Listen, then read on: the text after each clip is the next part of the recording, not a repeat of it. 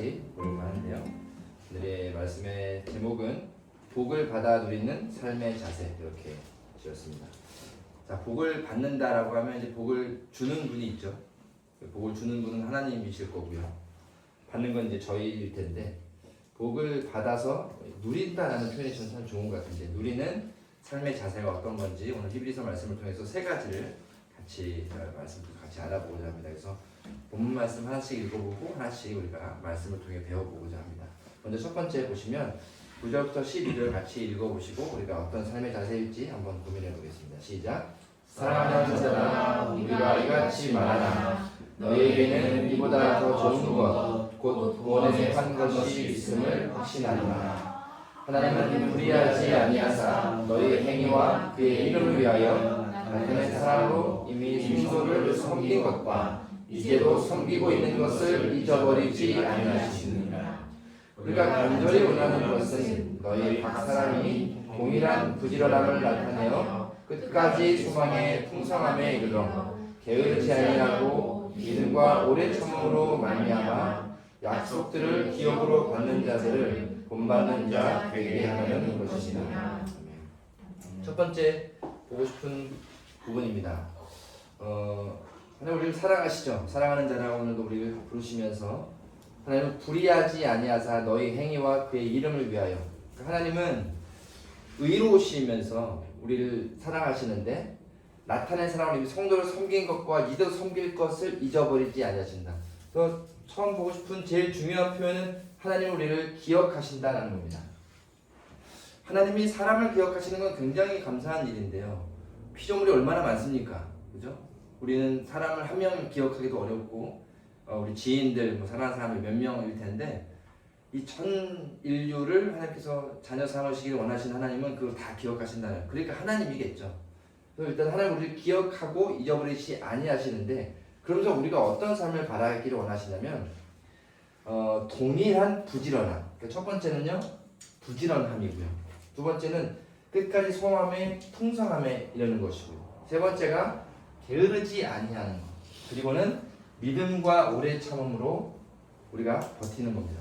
그러니까 예수 믿는 사람들의 삶에 저는 되게 중요한 부분의 한 가지가 성실함이라는 생각을 늘 하거든요. 그러니까 복을 받아 누리는 삶은 어때야 하는가 라는 질문을 하자면 부지런해야 돼요.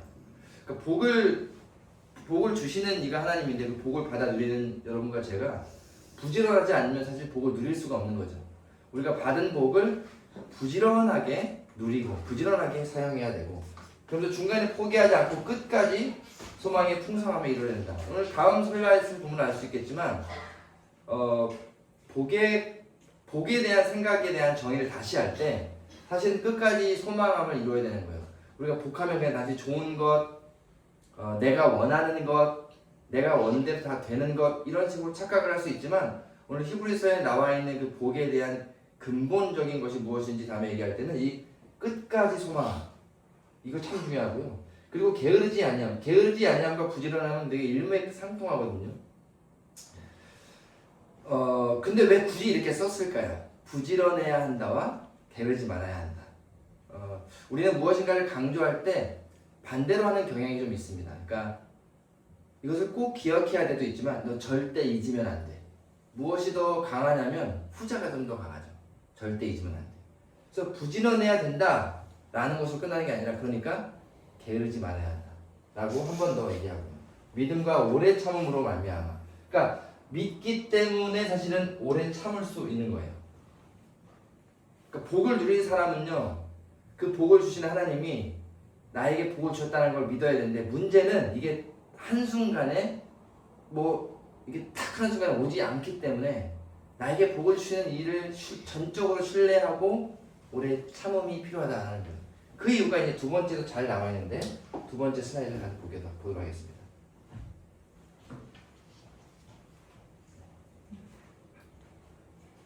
예, 13절부터 17절입니다. 시작. 하나님이 아브라함에게 약속하실 때에 가리켜 맹세한 자가 자기보다 더 큰 이가 없으므로 자기를 가리켜 내가 반드시 너에게 복주고 복주며 너를 번성하게 하고 번성하게 하리라 하셨더니 그가 이같이 오래 참아 약속을 받았느니라. 사람들은 자기보다 더 큰 자를 가리켜 맹세하니 맹세는 그들이 다투는 모든 일의 최후 확정이니라. 하나님은 약속을 기업으로 받는 자들에게 그 뜻이 변하지 아니함을 충분히 나타내시려고 그 일을 맹세로 고정하셨나니. 오늘 말씀의 가장 이제 핵심인데요. 아마 여기서 좋은 말씀 하나 골라라 라고 하면 여기 계신 분들은 다 똑같은 걸 고를 것 같습니다. 몇 절이죠? 14절이죠. 그죠? 이거 저는 좀 다릅니다 할 수도 물론 있겠지만 여러분 많이 보셨을 거예요. 사업 하시는 분들 또는 새로 가게 오픈하면 어때요? 이 말씀 형판을 다 줍니다. 그래서 딱 들어가면 써 있습니다. 내가 반드시 너에게 복 주고 복 주며. 반드시도 너무 좋죠? 복을 주는데 또 복 줍니다. 복복. 너를 또 어떻게 해요? 번성하게 하고. 또 한 번. 이게 반복은요 언제나 성경에서 강조할 때 많이 쓰는, 예수님께서도 내게 진실로 진실로 이루는 두 번씩 얘기하거든요. 우리 여기 계신 분들 대부분 다 선생님들이잖아요. 일단 어때요? 이게 중요해. 이게 정말 중요해. 얘기하거나 X제곱이라고 얘기하거나 야 의미 그게 아니라고 라고 이렇게 우리 두 번씩 하거든요. 그러니까 하나님도 우리에게 지금 말씀을 통해서 야 그냥 안 돼. 야 반드시 복 주고 복 주고 복 주며 너를 번성하게 하고 번성하게 하자. 그러니까 이 말씀을 안 좋아할 수가 없죠. 근데 문제는 이거를 모든 사람이 그런 자기 사업체나 자기의 일에 투영을 하면서 모두 다 어디로 갑니까? 내가 반드시 너에게 돈 벌고 돈 벌게 해주고 이 가게가 커지고 프랜차이즈가 늘어나고 2호점 3호점 나오고 이렇게 볼 수 있잖아요. 만약에 공부를 하는 아이에게 이 말씀이라면 내가 반드시 너에게 복 줘서 100점 맞고 100점 맞고 너가 계속 1등해서 원하는 대학 들어가고 이렇게 해석이 될 거란 말이에요. 그러니까 내가 어떤 상황에 있든지 내 쪽으로 해석을 할 수 있는 아주 그런 말씀인데 성경 말씀을 아멘으로 믿음으로 받아들이는 건 중요한 삶의 자세이긴 한데요. 저도 어렸을 때 그랬거든요. 그러니까 이 말씀을 갖고 부여잡습니다. 하나님 나 반드시 복 줄 거야. 나 잘 될 거야. 나는 성공할 거야. 나는 내가 원하는 꿈을 이룰 거야로만 갔어요. 근데 말씀을 깊이 있게 볼 생각을 사실 한 번도 못 해봤거든요. 근데 말씀을 배우고 가르쳐야 되는 일을 하다 보면 이게 정말 그 뜻일까를 고민을 안 할 수가 없는데 자, 이 본문으로 한번 들어가 볼게요. 지금 누구에게 얘기하고 있냐면 히브리서를 보는 사람들에게 하나님께서 우리를 약속하신 바 반드시 복주고 복주고인데 하리라 하셨더니라고 하니까 누구에게 한 말입니까? 위로 가야 돼요. 하나님이 누구에게? 하나님이 아브라함에게 하나님이 아브라함에게 반드시 복주고 복주고라고 하면서 뭐예요? 맹세할 자가 자기보다 큰 이가 없으므로 이렇게 맹세했다는데 아브라함에게 복준 것이 무엇인지를 돌아봐야 되는 거예요. 창세기 12장 1, 2절에 하나님께서 너를 복주고 너를 복의 근원 삼으신다면 뭐라고 했어요? 하늘의 별과 달들과 더 그 아브라함의 후손이 창대하게 많게 하겠다는 거잖아요. 그러니까 쉽게 말하면 하나님이 아브라함에게 약속한 복은 자녀였어요. 자녀. 그것도 많이. 그러면 이 말씀을 보면 내가 너 아들 낳고 딸 낳고 많이 나게 해줄게. 너 많이 나게 해줄게. 다산의 복일 텐데 그러면 누군가에게 어때요? 이게 복이 아닐 수도 있잖아요. 어느 나라는 너무 인구가 많아서 인구를 제한하기도 한다는데 그러면 이거는 그 나라에게는 옳지 못하는 거고 아이를 낳지 못하고 힘든 가정에게 정말 하나님 아멘 할 말씀이고 그럼 당시 왜 자녀가 복이었는지를 생각하면 당시에는요 자녀가 재산이었단 말이에요. 그 다음에 이렇게 자기의 가족을 자녀를 낳아서 대대손손 이 가문이 커지는 게 굉장한 복이었다는 거죠. 뮬란이라는 그 이제 애니메이션도 있고 영화도 있는데 그걸 보면 당시에 그 어느 지역에 무슨 가문 그래서 뮬란이 화씨 집안의 이제 딸이었는데 각 가문마다 남자 한 명씩을 이렇게 불러가 징병을 해서 전쟁을 나가는 장면이 나오는데 그 화씨 집안에는 여자밖에 없어서 아버지가 나가야 되는 상황에 뮬란이 아버지 몰래 나가는 그런 내용으로 시작을 하거든요. 그러면서 이렇게 얘기해요. 네가 전쟁에 나가서 그 어떤 영웅적인 일을 이뤄내고 우리 집안을 영광스럽게 해라. 그러면서 그 각 집안마다의 장정이 있어야 되는 거예요. 그래서 그 사람의 그 집안의 이름을 드높이는 거죠. 그러니까 아들이 많고 자녀가 많고 좋은 데 시집 가서 막 이렇게 그 집집마다의 연을 잇는 것이 되게 중요한 권력이었고 그것이 하나의 부고 복이고 경제적 이익이었다는 거죠. 그러니까 그 예전에는 고대 시대는 더 했을 겁니다. 그러니까 아브라함에게 그런 약속을 하면서 더욱더 중요한 건 그렇게 중요한 시대의 그 자녀가 아브라함에게는 없었다는 거죠. 그래서 여기서 일단 볼 때 하나님이 아브라함에게 준 복은 지금의 여러분이 생각하는 돈과 성공과 명예 이런 게 보다는 정말 자녀에 대한 복을 약속하신 거고 그 자녀에 대한 복이 무엇이냐면 아브라함의 필요를 정말 잘 알아셨다는 거예요. 그러니까 이 말씀을 우리가 볼 때 가장 건강하게 보는 건 저는 이거 같아요. 하나님이 여러분과 저의 필요와 소망을 아주 세심히 아신다는 거예요. 그래서 이 말씀을 이렇게 좀 풀어내고 싶습니다.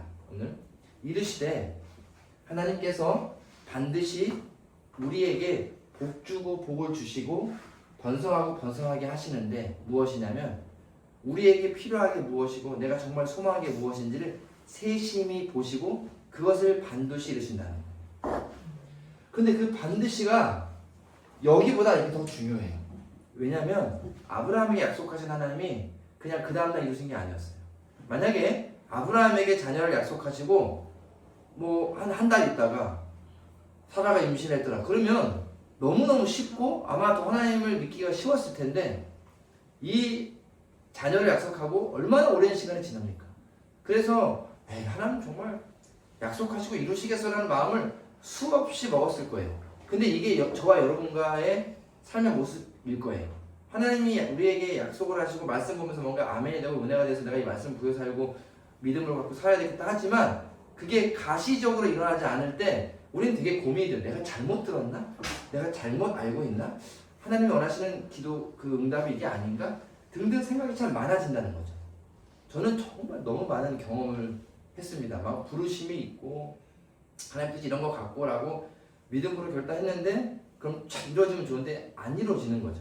그래서 그런 걸 되게 고민했을 때 예전에 한 선교사님이 저한테 쟤는 왜 기도하면 하나님이 쟤의 기도대로 다 이루어져야 된다고 생각해? 라고 해서 그러게요. 근데 마음은 그렇지 않았어. 마음은 그렇지. 기도해서 하나님이 가라고 했으니까 가면 탁 뭐가 이루어져야 생각하는데 선교사님이 이러시더라고. 가라고 했지 간 다음에 네가 원해도 된다고는 약속 안 하시지 않냐. 그러니까 그러면 왜 가야 됐더니 가야 할 이유가 있는 거지. 그러니까 선교사님이 선교지 갔을 때 너무 많이 느꼈던 마음이에요. 부르신 곳에 가서 하나님의 사역을 하는데 갔는데 길이 열릴 줄 알았는데 갔는 데마다 길이 닫히는 거예요. 그러니까 왜 보내셨어요? 했더니 길이 막힌 것을 봐야 하기 때문에 갔다는 거죠. 그래서 아브라함에게도 자녀를 약속하시고 자녀를 딱 주면 되는데 바로 안 주신 거예요. 그럼 뭘까요? 그 하나님과 그 약속의 소망을 가지고 버텨내는 하루하루의 삶을 부지런하게 게으르지 않게 살기 위함을 알게 하시려고. 그래서 지금 이 히브리서 말씀을 통해서 아브라함을 조상으로 여기는 유대인들에게 지금 히브리서 기자가 뭘 얘기하냐면 아브라함 얘기 알지? 하나님 약속하셨잖아. 근데 되게 오래 걸렸잖아. 근데 그때도 반드시 복 준다고 했고 이 아브라함을 섬기는 이 유대인들은 어때요? 그걸 알았잖아요. 오래 걸렸지만 이삭을 통해 약속을 이룬 걸 아니까 하나님의 약속이 오래 걸려도 반드시 이루신다는 걸 알고 뭐예요? 그러니 그 시간 동안에 아까 뭐예요? 오래 참음으로 믿음을 가지고 살아내라. 아브라함이 살아낸 것처럼 여러분과 제가 그걸 살아내야 됩니다. 여기서는 복을 받는 게 의미가 아니라 하나님이 어떤 분인지 약속하시면 이루신다는 것, 무엇을 약속하시는지 나의 필요와 소망을 그때그때 아주 세심히 보시는 하나님. 그래서 결국 뭐가 중요하냐면 받고 와가 아니라 받아 누리기 전까지의 그 기다리는 시간이 훨씬 중요하다는 거예요. 복을 누리고 사는 삶의 자세에 중요한 건 그 복을 딱 받아들이는 그 순간보다 약속하는 그 순간과 약속 이루기 전까지 하는 거에 관계에 있다. 그래서 어찌 보면 하나님 우리 약속하신 것을 내가 딱 받아들이면 좋을 것 같지만 그것을 딱 받고 나서 다음날 내가 죽는 것보다 언제 주시지라고 기대함으로 살아가는 삶이 훨씬 더 귀하다는 것들을 우리가 가끔은 은혜 찰 때 느끼지 않습니까? 가지고 있어서 행복한 것보다 가질 것을 기대할 때. 그래서 여러분 복권 한 번씩은 사 보셨잖아요. 물론 복권 당첨되면 엄청 좋죠. 근데 저는 사실 잘 모르죠. 한 번도 당첨이 안 돼봐가지고 그 얼마나 좋은지 모르겠는데 언제가 좋냐면 복권을 사고 그 번호 나오기 전까지 모두가 당첨자잖아요. 이게 되면 1등이 돼서 얼마면 난 뭐 해야지.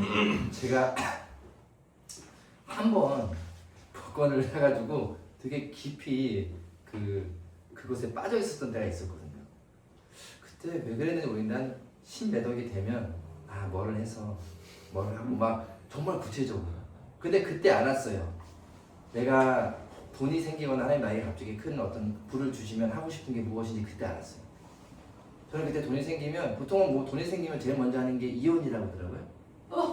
네, 외국 사람들 얘기예요. 왜냐면 아내부터 정리하고 뭐 이런다는데 그런 사람들 치고 다 해가 망신했고 그 복권 산 사람 중에 잘 사는 사람이 케이스가 이제 나왔는데 두 사람은 공통점이 이혼을 안 했고 그걸 가지고 원래 하던 일을 계속했대요. 그 돈을 뭐 기부도 하고 하고. 그러니까 그때 뭐냐면 복권이 당첨됐을 때 흔들리지 않는 가장 중요한 원칙은 삶을 변화하지 말라라는 거예요. 그래서 그 얘기를 들으면서 저도 그 당첨이 되면 우리 아내랑 지금 하는 일을 뭐 할까 이런 고민을 한 거죠. 그래서 막 그래 이제 놀고 먹자가 아니라 이 학원을 하고 있는데 이 건물을 사서 더 잘 꾸며야겠다. 그다음에 실내를 좀 바꿔야겠다. 월세인 집을 이제 내 집으로 해야겠다. 더 해가지고 돈이 좀 여유 있으면 옆에 좀 사서 동생들 좀 불러서 같이 해야겠다. 뭐 이런 생각들 하면서 너무 기분이 좋은 거예요. 그때 뭐라냐면 하나님 나에게 부를 많이 주시면 지금 하고 있는 일을 더 잘하고 싶다는 생각이 드는 거죠. 그때 아는 거예요. 돈을 왜 벌고 싶은가, 내가 왜 복을 받고 싶은가라고 하는 건 지금의 삶을 더 풍요롭게 잘 누리고 싶은 거예요. 그러고 나서 복권이 당첨이 안 됐을 때 하나님 앞에 멀끔하니 이렇게 앉아있는데 저한테 약간 이렇게 익살스럽게 물으시는 것 같더라고요. 야, 안 됐는데 지금 하는 일 접어야 돼? 아니잖아요. 안 됐는데 지금 누리는 게 없어. 그러니까 우리는 어떤 그 마지노선에서 이것이 이렇게 폭주 소리가 팡 터져야 좋아할 것 같지만 아니요. 그게 됐을 때라고 생각만 해도 좋은 것처럼 반드시 복주는 하나님의 말씀을 우리가 아멘으로 받아들이고 그 순간이 언제인지 모르지만 지금 허락한 매일을 부지런함으로 게으르지 않음으로 믿음을 오래 참으로 살아낼 수 있는 것이 사실은 더 진짜 복은 아닐까 이런 생각도 해봅니다. 자, 마지막으로 한번 가보겠습니다. 자, 18절부터 20절 마지막 장 함께 읽겠습니다. 시작. 이는 하나님이 거짓말을 하실 수 없는 두 가지 변하지 못할 사실로 말미암아 앞에 있는 소망을 얻으려고 피난처를 찾은 우리에게 큰 안위를 받게 하려 하십니다. 우리가 이 소망을 가지고 있는 것은 영혼의 밭 같아서 튼튼하고 견고하여 휘장에 들어가나니 그리고 앞서 가신 예수께서 멜기세덱의 감찰을 따라 영원히 대제사장이 되어 우리를 위하여 들어가셨느니라. 아멘. 마지막 세 번째의 모습은 하나님과 같은 모습이에요. 하나님이 우리에게 어떤 삶을 명령하실 때 하나님도 그러셨기 때문에 우리에게 그런 삶을 살아라고 하시는 것 같아요. 부모나 선생님이 가장 좋은 교육을 하는 것은 보여주는 거라고 합니다. 그래서 가르치는 게 어려워요. 왜냐면 나는 못하는데 아이가 못하지 않길 바라거든요. 그래서 이렇게 살으라고 할 때 아이가 만약에 엄마는 아빠는 이런 건 할 말이 없어요. 그러다 보니까 내가 가르치는 삶을 내가 좀 살아내야 되다 보니까 내 이상이 높을수록 힘들죠. 그래서 이제 부모들은 나는 못했으니 너라도. 그래서 엄마 아빠가 서울대 못 갔으니 너라도 좀 가라. 이런 얘기를 이제 많이 하는데 아이가 그래요. 엄마 아빠 못 가는데 내가 어떻게 가겠어. 이렇게 받아친다는 거죠. 쉽지 않은데 하나님은 우리에게 부지런하라고 게으르지 말라고 오래 참으라고 하시는 건 사실 하나님의 성품이에요. 하나님이 부지런하시고 게으르지 않으시고 오래 참으시는 분이거든요. 그래서 이 하나님께서 그렇게 그런 성품과 반드시 약속을 이루시는 그분이기 때문에 거짓말하시지 않으시는 분. 그래서 거짓말하시지 않는 그 하나님을 믿고 신뢰하는 것이 첫 번째이며 그러다 보면 우리는 무엇을 갖고 있냐면 또 소망을 가지게 되겠죠. 소망이 없으면 부지런하면서 게으르지 않는 삶을 살 수가 없는 것 같아요.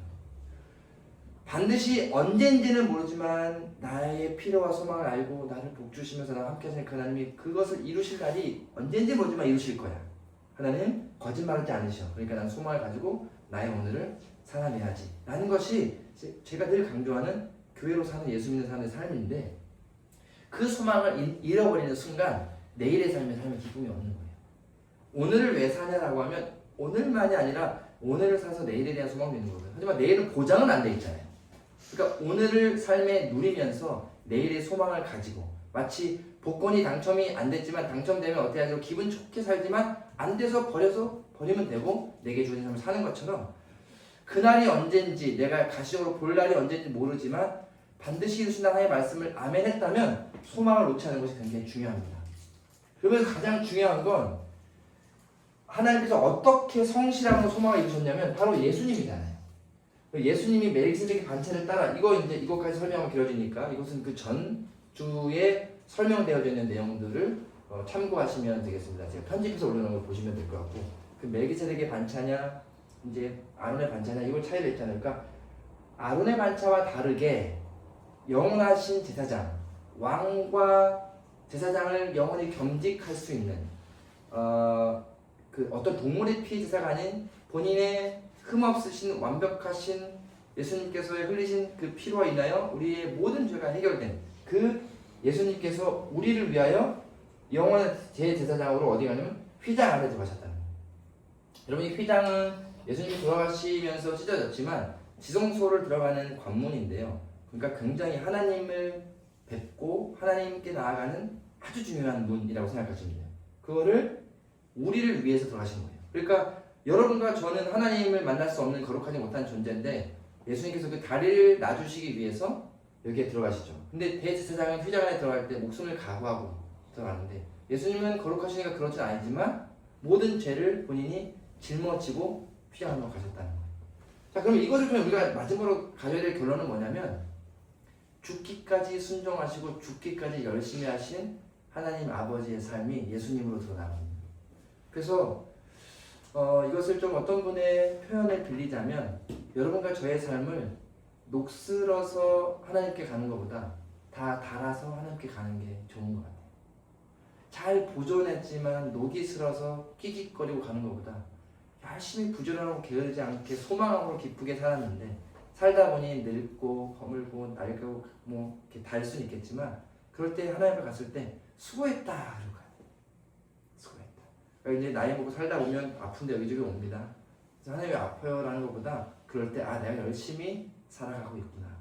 내 몸이 최선을 다해서 잘 달아가고 있구나. 하나님께 가는 날이 점점 다가오고 있구나. 이런 생각들을 이제 연배가 되신 분들은 하신다고 하는 거예요. 그것이 아휴, 나이 먹으니 힘들어, 안 아픈 데가 없어, 이런 불평보다 훨씬 좋은 멘탈 관리 아닐까요? 하나님 저 잘하고 있죠? 고된 날 누우면 그렇잖아요. 너무 힘들어요. 근데 그때 이제 이런 생각하는 거야. 오늘 하루 정말 열심히 살았다. 하나님 저 오늘 잘했죠? 때로는 마음의 감정이 힘들 때가 있어요. 하나님 저 오늘도 잘 참았죠? 오늘 내게 주신 삶 하나님 저 잘 견뎌냈죠? 이렇게 얘기할 수 있는 거. 그리고 이거 힘듦이 찾아올 때 하나님 사실 좀 힘든데요. 이거 제가 정말 소망하는 거고 어려운 데는 저 좀 도와주세요.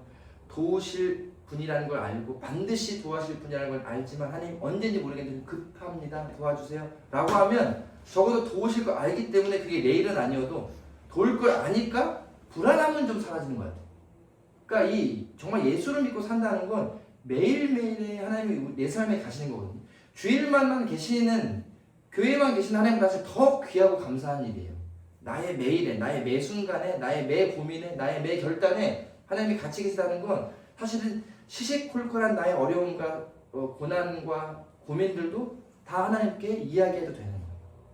그리고 그게 마치 고해성사 가서 신부님 만나는 것보다 훨씬 더 좋은 일이고, 그거 하기 위해서 휘장에 들어가신 거예요. 그러니까 우리는 그 예수님 뒤 따라가면서 그 예수님 의에 걸쳐 입으면서 예수님 백으로 하나님 아버지께 나아가서 하나님께 자녀 삼아달라고, 자녀 돼서 감사하다고 얘기할 수 있는 겁니다. 자, 결론적으로 여러분과 저는 어떤 삶을 살아야겠습니까? 교회로 사는 예수 믿는 사람들의 삶은 늘 얘기하지만 어떠한 것을 체크리스트처럼 이거 했다 이거 했다 이거 했다라고 하니까 난 이제 하나님 자녀지가 아니라 잘 못해도 체크 못해도 여전히 부족하고 여전히 뭔가 구멍이 있는 것 같지만 부지런하게 노력하고 게으르지 않기 위해 노력하고 다 이루지 못해도 몸부림치며 살아가는 것. 왜 그렇게 사세요라고 하면 소망이 있거든요. 무슨 소망이요? 언젠가 하나님과 함께하는 그 소망. 그리고 이 땅에서 나와 약속하신 것을 이루는 날이 언제인지 모르겠지만 그날을 보기 위한 소망. 나 때 안 되면 내 자녀가 보는 거. 내 자녀가 안 되면 그 자녀가 보는 거. 자녀의 자녀까지 그 복이 이루어져서 그 복을 누리고 그 복을 이룰 때까지 그 하나님의 약속을 부여하고 사는 거죠. 그게 진짜 행복이에요. 그래서 저는 다른 것보다 저와 여러분들이 매일의 삶에 그 복은 이번 주에 내가 분명 1등 될 거야 같은 그런 마음으로 하나님 손잡고 소망하며 사는 삶이면 좋겠습니다. 웃음이 끊이지 않고 기쁨과 평강과 평안이 끊이지 않고 이번 주에 발표되면 나 1등 할 거야 라는 하나님 이번 주에 반드시 나에게 이루어질 거야 이 소망이 이루어질 거야 라는 마음으로 부푼 소망함으로 사는 삶이 되면 좋을 것 같습니다.